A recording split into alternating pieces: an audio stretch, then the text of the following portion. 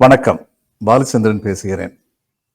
இன்னைக்கு 2 முக்கியமான நிகழ்வுகள் நம்முடைய ஜனநாயகத்தை காப்பதற்கான கடமையை பற்றிய 2 முக்கியமான நிகழ்வுகள் நடந்திருக்கின்றன. இந்த ஜனநாயகத்தை காப்பாற்றுன்னு நான் சொல்லும்போதே உங்களுக்கு தெரியும். எலெக்ஷன் கமிஷன், பேலட் இது எலக்ட்ரானிக் ஓட்டிங் மெஷின், அதுக்கப்புறம் மக்களுடைய வாக்குரிமை பாதுகாக்கப்படுறது, இந்த மாதிரியான விஷயங்கள் தான் பேசப்படும். ஏன்னா அதுதான் இப்போ தேவையானதாக இருக்குது. தினம் பேசணும்னா கூட அது தேவையானதாக இருக்கிறது, பேசப்பட வேண்டியதாக இருக்கிறது. அப்படிங்கிறதுனால இப்போ ராகுல் காந்தி பீகார்ல இருந்து தன்னுடைய யாத்திரை ஆரம்பிக்கிறாரு. வாக்குரிமை காப்பாற்றப்பட வேண்டும், வாக்காளருடைய வாக்குரிமை காப்பாற்றப்பட வேண்டும். அது மூலம் தொடர்பு என்னன்னா இந்தியாவின் ஜனநாயகம் காப்பாற்றப்பட வேண்டும். அது அவர் ஆரம்பிச்சிருக்காரு. அதே சமயம் இன்று பிற்பகல் 3 மணிக்கு தேர்தல் ஆணையம் பத்திரிகையாளர்களை சந்திச்சாங்க. நான் இது ரொம்ப எதிர்பார்த்துக்கிட்டு இருந்தேன். ஏன்னா ராகுல் காந்தி ஸ்பெசிஃபிக்கா புகார்கள் கொடுத்திருக்கிறாரு. இவங்களும் அது எல்லாத்தையும், ஏன்னா சில புகார்களை ஸ்பெசிஃபிக்கா இவங்க மறுத்திருக்காங்க. ஒரே நபர் 3 ஸ்டேட் அசம்பிளியில ஓட்டராக இருந்தான்னு சொன்னதை மறுத்திருக்காங்க. ஒரு பெண்மணி ஒரே அசம்பிளி கான்ஸ்டிடுவன்சில 2 வேறு போலிங் ஸ்டேஷன்ல ஓட்டராக இருந்தாங்கன்னு சொல்றதை இவங்க மறுத்திருக்காங்க. அதே மாதிரி இன்னும் ஒரு பல விஷயங்கள் சொல்லியிருக்காரு. அதெல்லாம் அவங்க மறுத்துருவாங்கன்னு சொல்லி நான் எதிர்பார்த்தேன். ஆனால் ஏமாற்றம் தான் நிஜம். அது தேர்தல் ஆணையம் ஒரு ஜெர்னலிஸ்டாக முதல்ல ராகுல் காந்தி பத்தி சொன்னாங்க.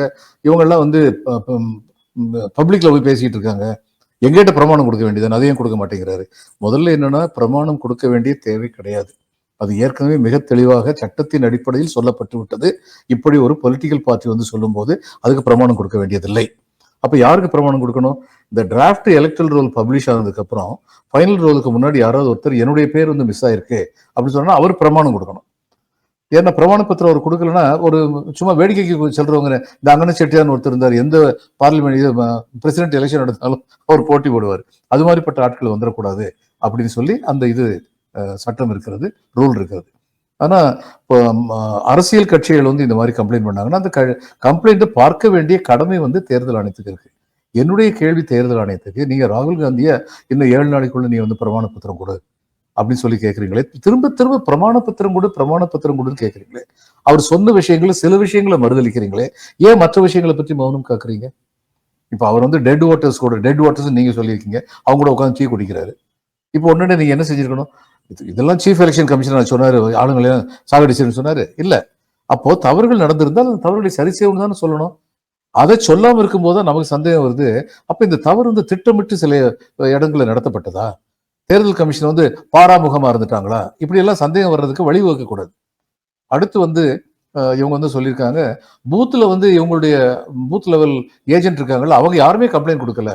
பீகாருடைய எஸ்ஐஆர் பத்தி யாருமே கம்ப்ளைண்ட் கொடுக்கல அப்படின்னு சொல்றாங்க. ஆனால் அதை தேஜஸ்வி யாதவ் மறுத்திருக்காரு. இல்ல, அவங்க கம்ப்ளைண்ட் கொடுத்துருக்காங்கன்றாரு. இவங்க அதை பத்தி பேச மாட்டேங்கிறாங்கிறாரு. எது உண்மைங்கிறது இப்ப அவங்க இப்போ வழக்கம் பூத் லெவல் எல்லாம் கொடுக்கும்போது ஒரு அக்னாலஜ்மெண்ட் வாங்கிக்கணுங்கிற இதே உணர்வே பல பேருக்கு இருக்காது. கம்ப்ளைண்ட் கொடுக்குறோம், அவங்க வாங்கிக்கிறாங்க, அவங்க அதை விசாரிப்பாங்க, நம்பிக்கையில போயிடுவாங்க. ஆனா இனிமே அரசியல் கட்சிகள் சொல்லணும், எதை கொடுத்தாலும் நீ அக்னாலஜ்மெண்ட் வாங்க அப்படின்னு சொல்லணும். ஏன்னா அக்னாலஜ்மெண்ட் இருந்ததுன்னா அது ப்ரூஃப். அதுக்கப்புறம் விசாரிக்காம இருந்தாங்கன்னா அது தவறு. இந்த தேர்தல் ஆணையம் ஜனநாயகத்துடைய நம்பகத்தன்மையை குலைக்கிறார்கள், இந்த மாதிரியெல்லாம் பொதுப்படையான ஒரு குற்றச்சாட்டை சொல்றாங்களே ஒழிய, ராகுல் காந்தி ஸ்பெசிபிக்கா சில குற்றச்சாட்டுகள் எழுப்பி இருக்கிறாரே, அதற்கு உங்கள் பதில் என்ன என்றால் பதில் இல்லை. இன்னொன்னு என்ன சொல்றாங்க, இந்த மாதிரி மிஸ்டேக் எல்லாம் பத்தி பார்த்துக்க வேண்டியது பொலிட்டிக்கல் பார்ட்டியுடைய ரெஸ்பான்சிபிலிட்டி, அந்தந்த அரசியல் கட்சிகள் பார்த்துக்கணும் அப்படின்னா தேர்தல் ஆணையத்துக்கு எந்த விதமான பொறுப்புமே கிடையாதா? இறுதி பொறுப்பு இதில் தேர்தல் ஆணையத்திற்கு தான். ஏன்னா அரசியல் கட்சிகள் கம்ப்ளைண்ட் பண்ண முடியும், ஆனா அந்த கம்ப்ளைண்ட்டை இது பண்ணி அனலைஸ் பண்ணி அது சரியா இல்லையான்னு பார்த்து அதன் மேல் முடிவெடுக்கக்கூடிய அதிகாரம் தேர்தல் ஆணையத்துக்கு தான் இருக்கு. இது அரசியல் கட்சிகள் தான் செய்யணும் இல்லை, யாரும் கம்ப்ளைண்ட் கொடுத்தாலுமே தேர்தல் ஆணையம் அதை விசாரிக்கக்கூடிய கடமையும் உரிமையும் அதிகாரமும் தேர்தல் ஆணையத்திற்கு இருக்கிறது. இப்ப ராகுல் காந்தி சொன்னதில் நான் திரும்ப திரும்ப ஒரு விஷயம் சொல்லியிருக்கேன். ஒரே ஸ்டுடியோ அபார்ட்மெண்ட் மாதிரி இருக்கிற ஒரு வீட்டுல இருந்து 47 பேரோ என்னமோ அங்கிருந்து ஓட்டு போட்டாங்கிறது எப்படி சரியாகும் அப்படின்னு சொல்லி கேட்டிருக்காரு.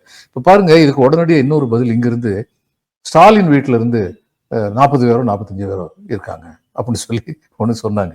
அது உடனடியாக உண்மை கண்டறியும் குழு ஒன்று தமிழ் அரசு இருக்கு. அந்த குழு கண்டுபிடி சொல்லிச்சு, அது சிங்கிள் வீடு இல்லை, அது பெரிய அப்பார்ட்மெண்ட்ல இப்ப நான் இருக்கிற இடத்துல எங்க அப்பார்ட்மெண்ட்ல ஏறக்குறைய 80 இது இருக்கு, வீடு இருக்கு, சின்ன சின்ன ஒவ்வொரு ஸ்வீட் இருக்கு. அப்ப 80 வீட்டுல 80 தனித்தனியான வாக்காளர்கள் தான் இருப்பாங்க. ஒருத்தர் இருக்கலாம், 2 பேர் இருக்கலாம், 3 பேர் இருக்கலாம். அப்போ ஒரே வீட்டில் வந்து 80 பேர் இருக்காங்க அப்படின்னு சொல்றது எப்படி இருக்கும்? ஆனா ராகுல் காந்தி சொன்னதை இந்தியா டுடே போய் விசாரிச்சிருக்காங்களே, விசாரிச்சது கண்டுபிடிச்சிருக்காங்க. ஆமா, சிங்கிள் அபார்ட்மெண்ட், ஸ்டுடியோ அபார்ட்மெண்ட், இது நூண்டா இருக்கு. ஒரு கிச்சன் இருக்கு, ஒரு பாத்ரூம் இருக்கு, ஒரு சிங்கிள் ஹால் இருக்கு, இதுதான் இருக்கு. இதுல 47 பேரும் என்னமோ ரிஜிஸ்டர் பண்ணது அப்படிங்கிறது உண்மைதான். இதுக்கு என்ன பதில் இல்லை? நீங்க இதெல்லாம் தெளிவான பதில் சொன்னீங்கன்னா தேர்தல் ஆணையத்தின் மேல நம்பிக்கை பிறக்கும். இவங்க தொடர்ந்து செய்கிற இப்படிப்பட்ட தவறுகளின் காரணமாக தேர்தல் ஆணையத்தின் மேல் சந்தேகம் வருவதற்கான சூழ்நிலையை தேர்தல் ஆணையமே உருவாக்குகின்றது. இது மிகப்பெரிய தவறு. ஏன்னா நமக்கு வந்து சில பேர் மேல நம்பிக்கை இருக்கணும். நீதிமன்றத்துக்கு சென்றால் எனக்கு நீதி கிடைக்கும் நம்பிக்கை இருக்க வரைக்கும் தான் இந்த நாட்டில் ஜனநாயகம் இருக்கணும்னு ஒருத்தன் நினைப்பான். இதுக்கு சட்டமன்ற உறுப்பினரிடம் சென்று என்னுடைய புகாரை கொடுத்தால் அவர் நிச்சயமாக அதை சரிவர கவனிப்பார், சேர வேண்டிய இடத்திற்கு அதை அனுப்பி வைப்பார் அப்படிங்கிற நம்பிக்கை இருக்க வரைக்கும் தான் ஒரு சட்டமன்ற தேர்தலே நமக்கு நம்பிக்கை இருக்கும். அதே மாதிரி தேர்தல் ஆணையத்துடைய செயல்கள் குறைவற்றதாக இருந்தால் மட்டுமே நமக்கு தேர்தல் ஆணையத்தின் மேல் நம்பிக்கை இருக்கும். தேர்தல் ஆணையத்தின் மேல் நம்பிக்கை இல்லைன்னா நமக்கு ஜனநாயகத்தின் மேலே நம்பிக்கை இருக்காதே.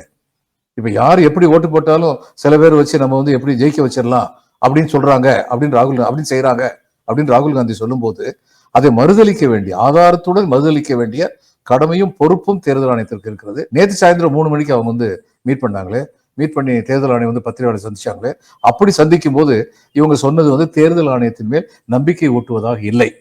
தேர்தல் ஆணையம் தன்னை இன்னும் சீர்தூக்கி பார்த்துக் கொள்ள வேண்டும், மக்களின் நம்பிக்கையை வளர்த்துக் கொள்ளும் விதத்தில் அவர்கள் செயலாற்ற வேண்டும் என்பது நம் எல்லோருடைய விருப்பமாக இருக்கிறது. நன்றி, வணக்கம்.